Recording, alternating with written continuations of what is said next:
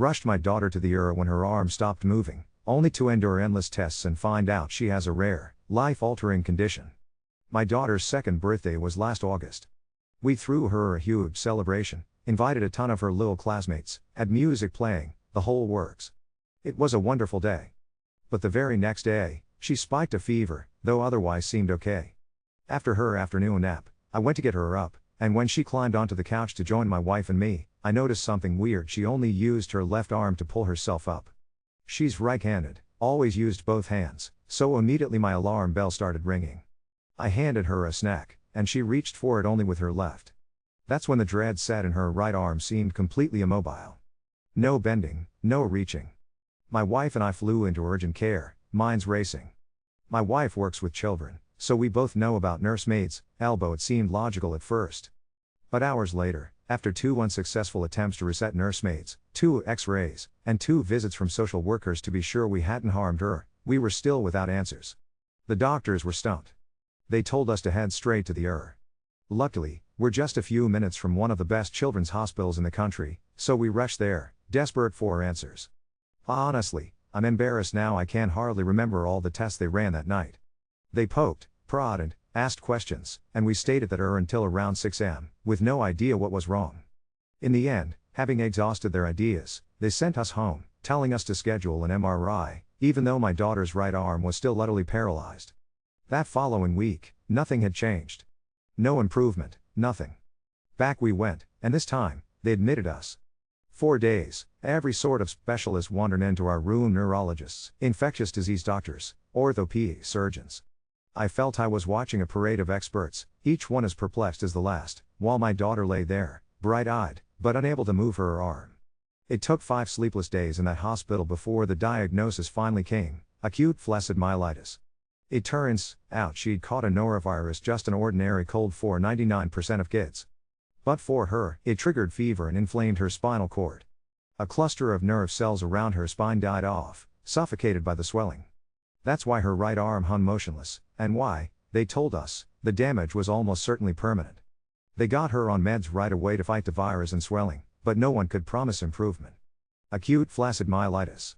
I'd never heard of it, but in 2014, there were random spikes, almost none in 2015, then last year a strange surge. I remember the heartbreak, hearing some kids recover after years, some never do, and others regain only bits of movement.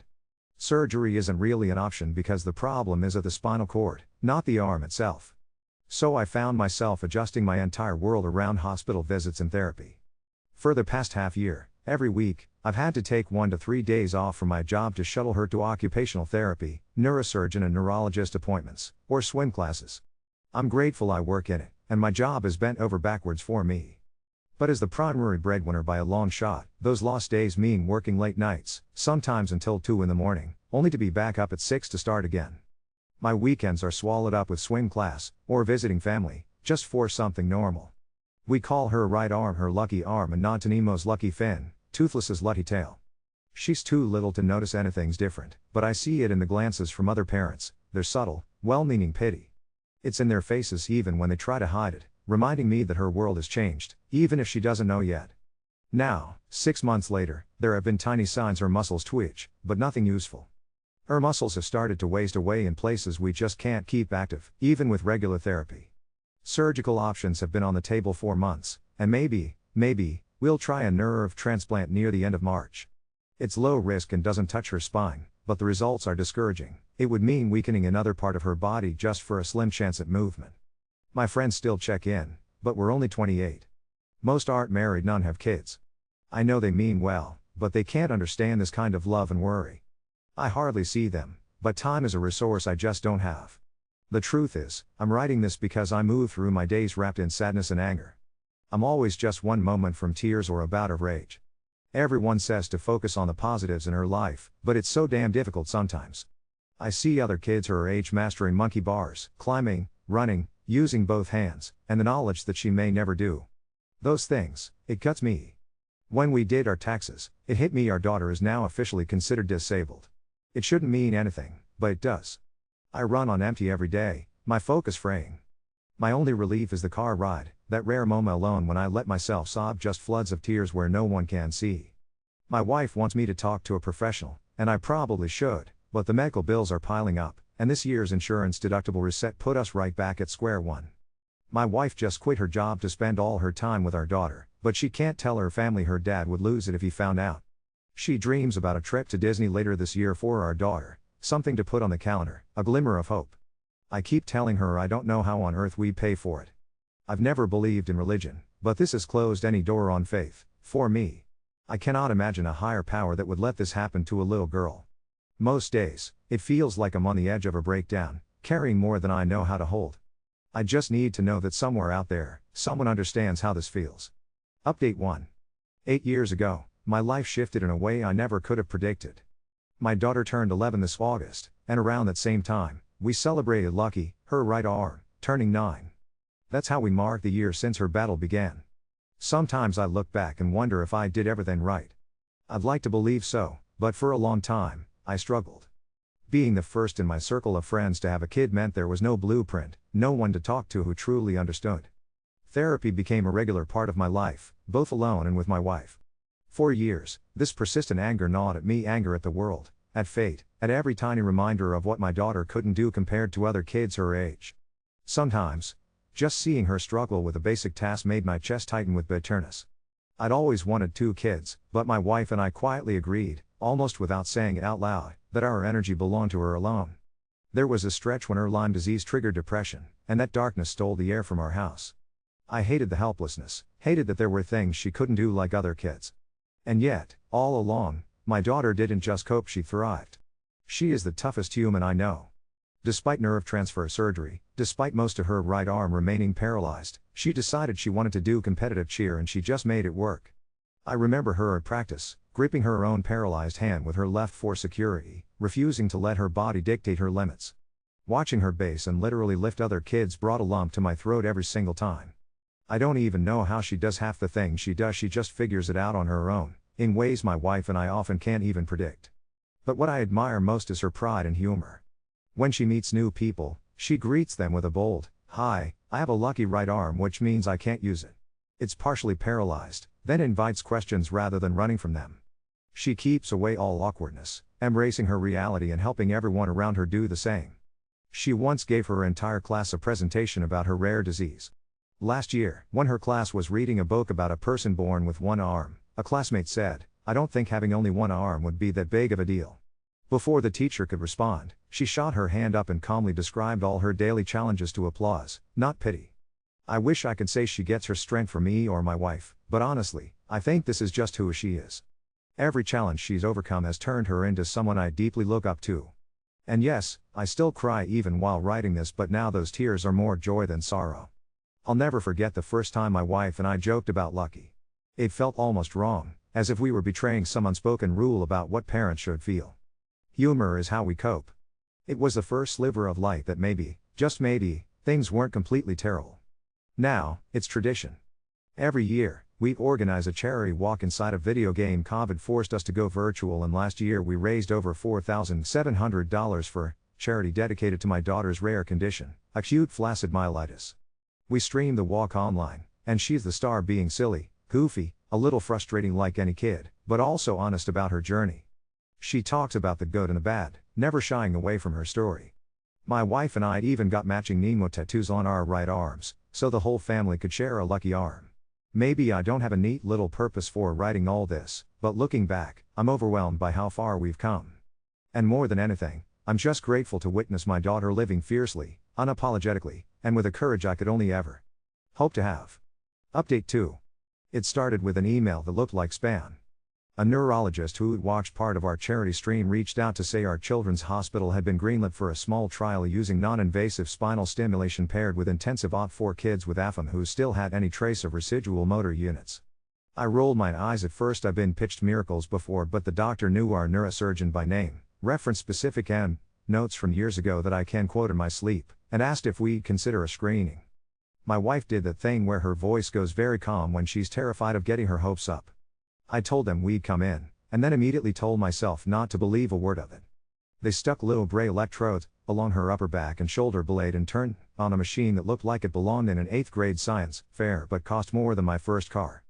My daughter made it a bit if I start shooting lightning, "You have to call me Storm," and the tech adjusted a dial until her right trapezius quivered like a hiccup.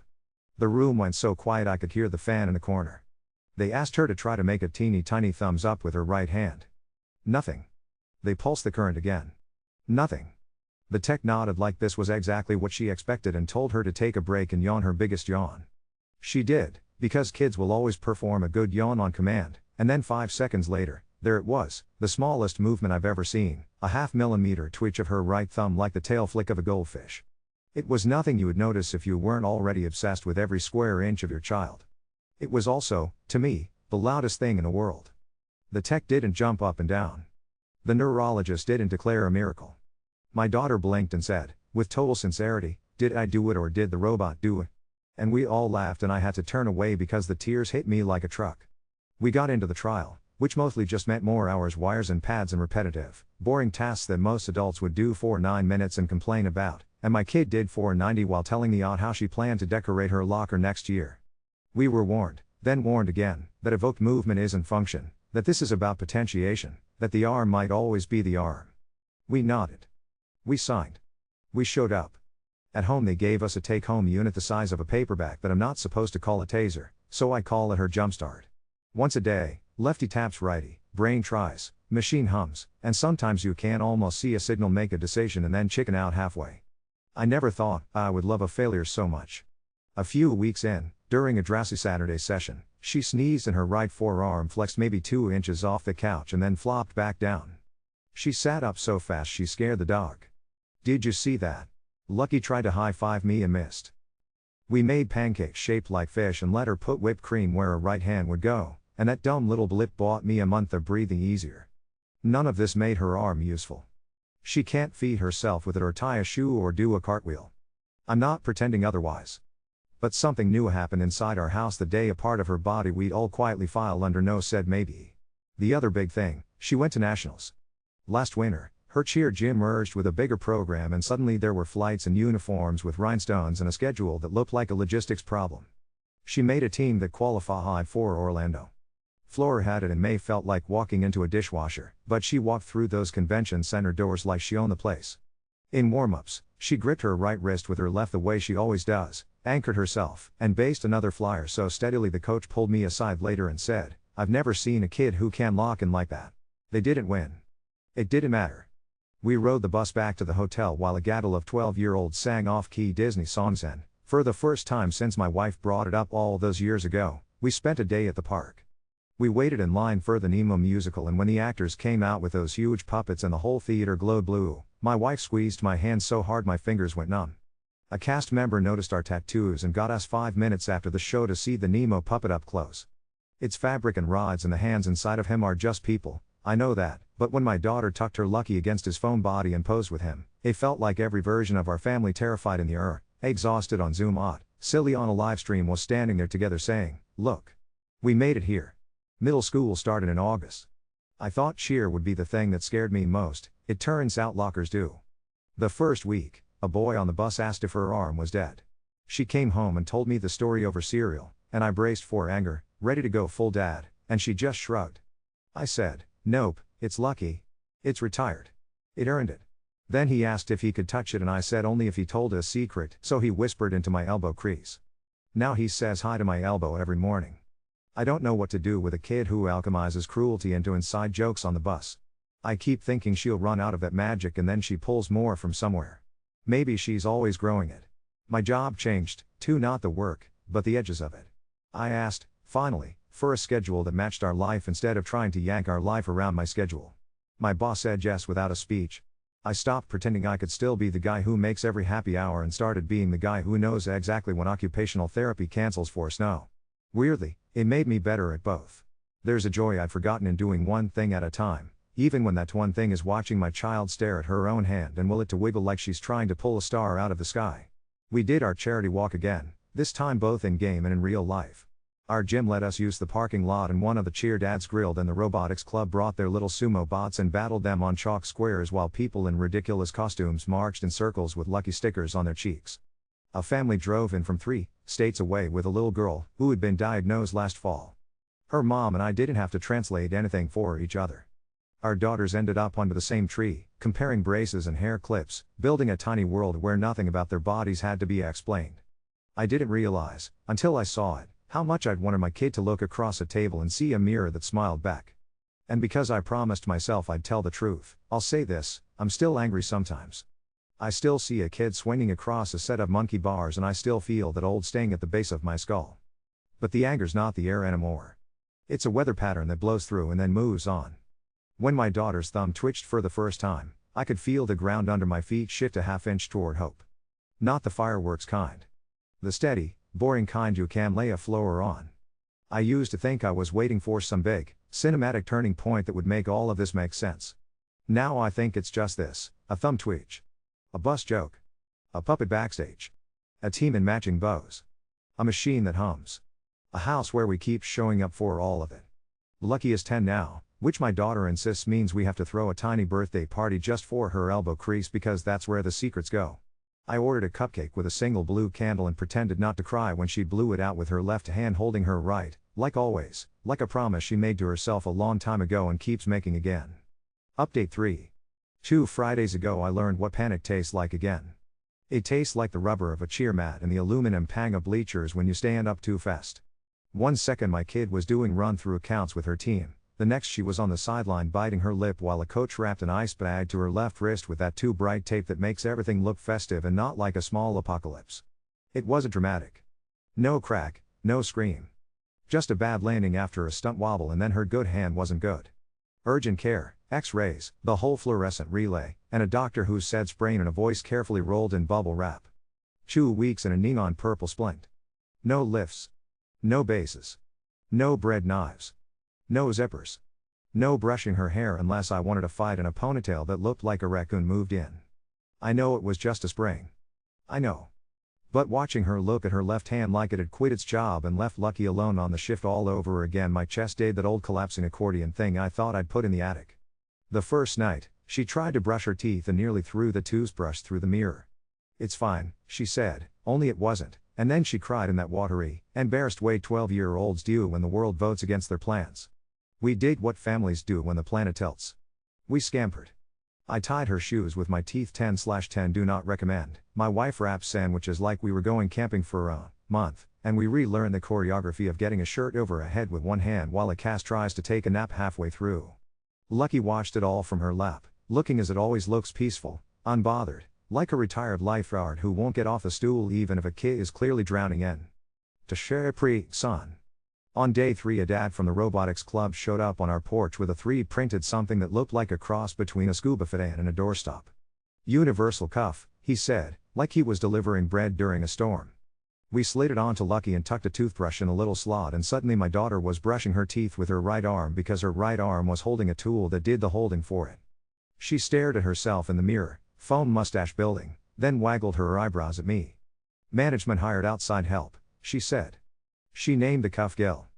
'Cause it helps fish breathe. I could have kissed every engineer on Earth. We went back to our jumpstart, too. The trial team called it a home stamina block, which sounds like a video game power-up, and adjusted her settings so the hum lined up with her breathing. In the clinic, the neurologist had gotten excited talking about gating and respiratory cycles, and I just nodded like I understood calculus spoken through a scar. At home, it meant we propped her up with pillows, baked bread in the machine hum, and yawned on command like circus animals. And then, during one of those sleepy Saturday sessions where the room goes small and soft, it happened again, and bigger. She inhaled, the current pulsed, she imagined a slow wave, and her right wrist made a decision. It flexed up in a plain, clumsy movement and then flopped back like a fish that briefly changed its mind about being a fish. 2 inches, maybe. 3? I didn't measure. She sat bolt upright and said, Lucky dabbed and then regretted it. We laughed so hard the dog left the room. Something about the left-hand detour cracked us open to making instead of waiting. The robotics garage dad texted me a link to a starter M kit and my basement suddenly smelled like solder and old carpet. I taped 2 dime-size electrodes to the stubborn belly of her right forearm where nothing has answered me for a decade, and we watched the signal graph jitter up when she tried. It was shy and jumpy, more ghost than number, but it was there.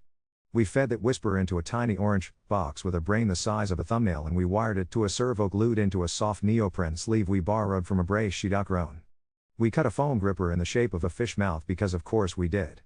She named the whole contraption Pilot because it swims next to Lucky and shows it where to go.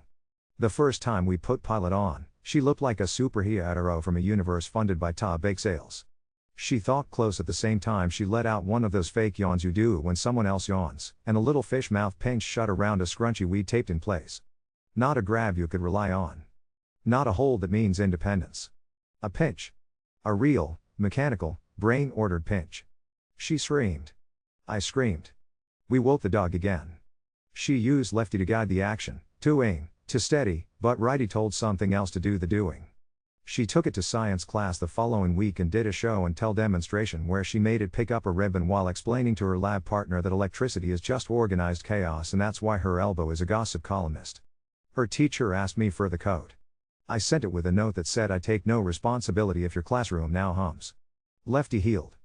Cheer let her come back like nothing happened and also like everything had. She spent a week learning to call counts louder than a music track and I watched a room full of girls key their bodies to my daughter's voice instead of a speaker. At a comp in January, the DJ's laptop hiccuped halfway through their routine and the music stuttered into dead air and my heart launched itself through my throat. She didn't miss half a beat. 5, 6, 7, 8, her voice snapped out clear and when the whole team kept moving on the count like it was written there all along, I had this dumb cinematic thought about how sometimes you don't need a soundtrack because you have a metronome built into your kid. The trial doesn't promise function. They keep saying it, and I keep hearing it, and yet, little pockets of useful keep appearing like mushrooms after rain.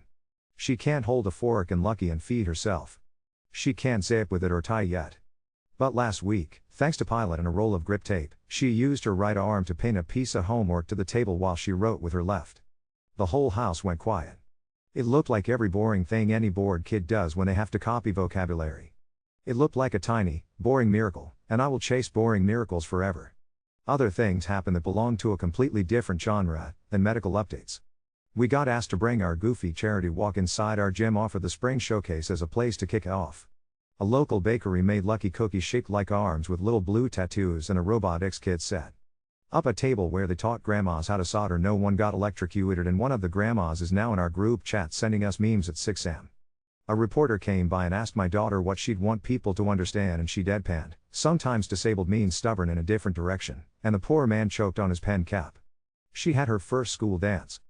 I was worried about it for reasons that have nothing to do with spinal cords and everything to do with being 13. She wore a sparkly dress that made her look like a reflected swimming pool and came home with her hair full of confetti and the kind of grin that makes you believe hormones sometimes do helpful things. The bus boy elbow secret boy asked if he could dance with her and then told a secret into her crease before they started because house rules. She won't tell me the secret. I hope it was something stupid and perfect like you smell like cinnamon gum. We still go to the hospital. The lighting still hums and the gel still feels cold and my brain still plays back those first nights like an old tape when I sit in those rooms. She got fitted for a soft shoulder support because her posture's been doing the lopsided adolescent giraffe thing and she named the brace Squid because Nemo deserves a friend. We stick electrodes on. We chase the yawn. We get twitch, we don't, we get mad, we try again. The neurologist said a sentence I printed out and put up by the coffee maker: this is not about making the arm the hero, it's about letting the arm into the chorus. I don't know why that undid me, but it did. I can work with a chorus. My job is still my job, but now it has a different weather system. I asked our accessibility team if they'd let me bring Pilot in for a brown bag lunch and show people what assistive tech looks like when it's made in a basement with glue sticks. My boss wandered in, watched my kid pinch a gummy bear between a foam fish mouth and a piece of tape, and he cried. I did not make fun of him. Okay, I did, gently. Then I drove home and ugly cried in the driveway. It's ridiculous what a gummy bear will do to a man who has memorized the sound of a machine that hums. Lucky turned 11 this weekend. According to my daughter, that is old enough for a bowling party where everyone had to wear an oven mitt on their dominant hand for fairness. We booked 2 lanes and told everybody to whisper a secret into Lucky before their turn. The noise of kids and pings is one of my favorite sounds in the world.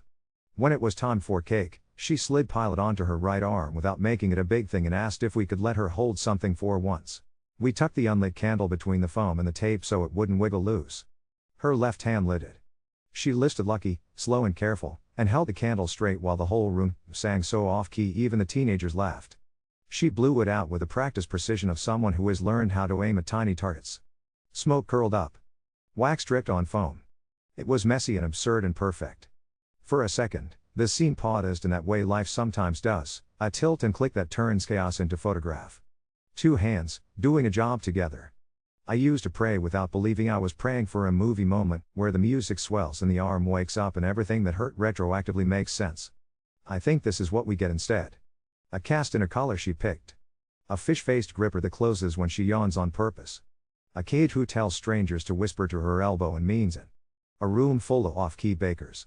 A servo that whines like a mosquito. A bowling lane where my daughter uses a retired arm to hold a flame for a second, and then lets her breath do the rest. Update 4. I didn't hear the hum first, I heard the click of a metronome, the kind that lives on a band room piano and sounds like a wooden clock trying to learn how to dance. The band teacher had passed out permission slips like confetti and told the kids anybody who could count out loud without getting dizzy should try percussion. My daughter came home and declared that if cheer had taught her anything, it was counting louder than God, so she signed up. We brought Pilot to the meeting where the teacher gently asked if wrapping a stick to her right arm would be distracting, and my kid looked him dead in the eye and said, "Only if you don't let me name it." We soldered a little clip onto the fish mouth so a skinny drum mallet could slide in and out without stripping the foam. She called the new version Co-Pilot because it's funny to demote the original when you love it.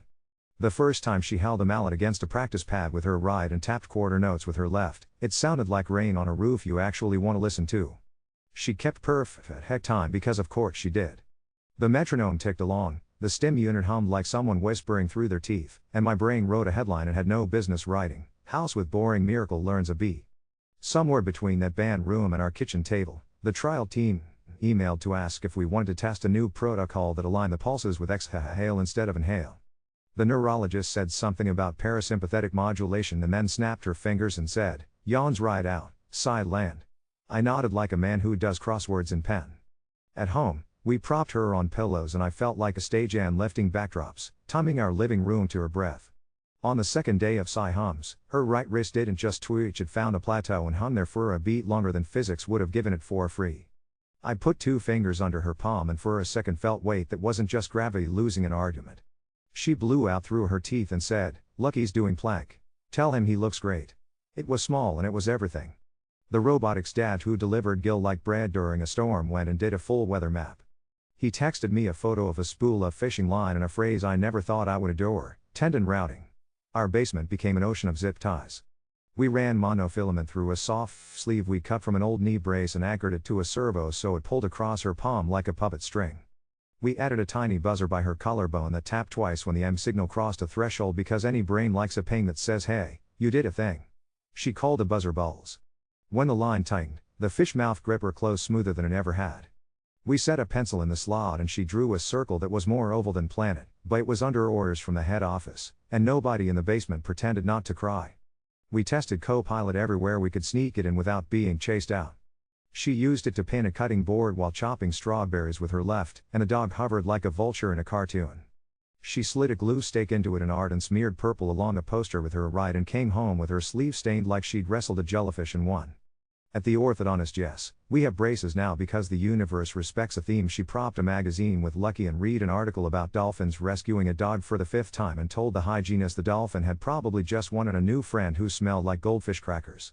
The hygienist snorted, then apologized to my child for snorting, which made my child laugh harder, which made me realize the waiting room doesn't make me flinch the same way anymore. We had a weirdly perfect afternoon at the beach and there, too. A local adaptive surf group put out a call for volunteers and participants and our gym's group chat lit up like a pinball machine. We drove out to water so flat it looked ironed, and a teenager with sunburned freckles and a volunteer key shirt showed my daughter a soft strap with Velcro patches and said, "You can call it whatever you want but I call mine don't let go." They set her on a board the size of a small dinner table and pushed her into nothing waves so gentle it felt like the ocean had taken a Xanax. Lucky floated like an otter on a nap. She didn't stand, that's not our trick. But she laughed the kind of laugh that comes out of a thing you forgot you had when her right arm, which has been heady everywhere there is gravity, stayed light under the water and made a fan shape back toward shore. On the last run, they brought her in until the board beached and she slid off into shin-deep foam and planted both hands into the wet sand because the volunteer told everyone to mark your C spot, and her right hand didn't press much, but it made a dent, a real honest dent before the next little wave washed it away. We took a picture in a way. My wife whispered something into Lucky's elbow because we can't resist a bit even at the edge of the world. School keeps throwing the tiny wars at us, the kind you don't prepare for because you can't get mad at an 8th grader for not knowing how elbows work in our house. A new science partner told her at the sink that she should be the data person because she probably shouldn't do the flame part, which would have been reasonable if the flame part hadn't been a candle on a tray for a convection demo, and my kid rolled her eyes and said, "Buddy, I blew out a bowling candle with one hand and a fish robot last month," then proceeded to light and snuff candles with a flourish like she was auditioning for a magic show. The teacher later emailed me to say, she is very resourceful, with at least 5 periods of ellipsis that I, for once, did not read as a complaint. There was a clinic day with that same neurologist who once told me about the chorus. She stuck electrodes on my daughter's forearm and showed us on a screen how 2 little hills rose where for years there had been winter. "See that?" she said. "That's not a wave we gave her. That's a wave she sent us." My daughter squinted, then said, "They look like eyebrows. Lucky is making faces." The neurologist laughed, and then she said a quiet thing I keep like a coin in my pocket: nervous systems like attention.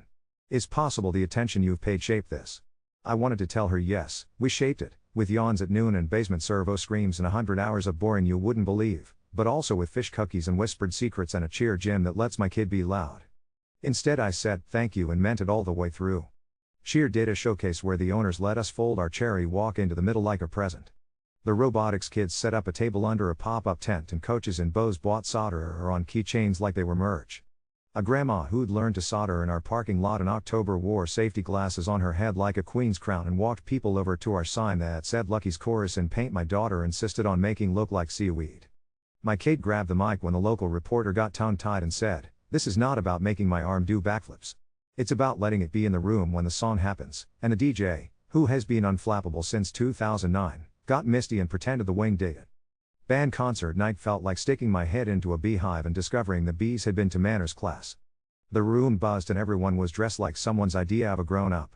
We found our seats behind a column because I always pick the seat with an escape route, and my daughter walked on stage with co-pilot tucked under a sparkly sleeve we cut to accommodate the fish mouth because fashion is compromise. The kids unfolded music stands with all the grace of newborn giraffes. Somewhere in the second piece, a stand on my kid's row hiccuped and paper slid toward the floor in a slow-motion disaster.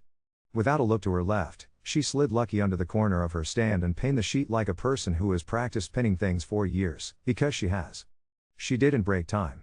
When the tambourine entrance came, she brought the mallet in with her left and hit the skin clean and clear. It wasn't a solo. It wasn't about her.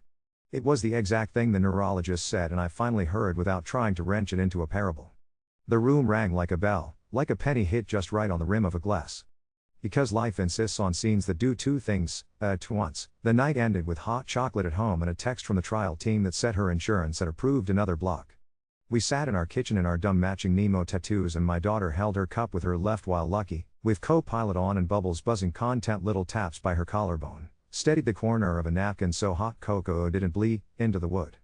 I watched steam climb like a ghost out of her mug and felt that old barbed wire of anger snag somewhere in my ribs and then, for once, unhook without taking skin with it. I still see monkey bars and get that flash, but the weather shifted. The forecast isn't clear, but I'm learning I can walk in it without clenching every muscle I have.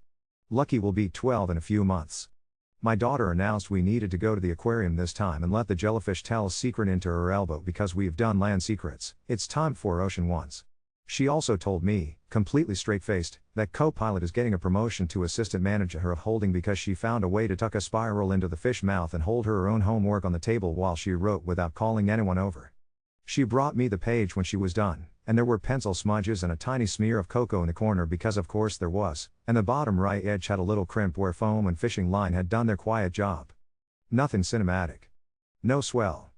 Just ink on paper and 2 hands in a house learning to do one boring thing together. I kissed the crimp and pretended to complain about sticky tables, and she rolled her eyes and told Lucky to take a bow. It did, as much as it can, and the metronome in the other room kept ticking like it knew we were right on time.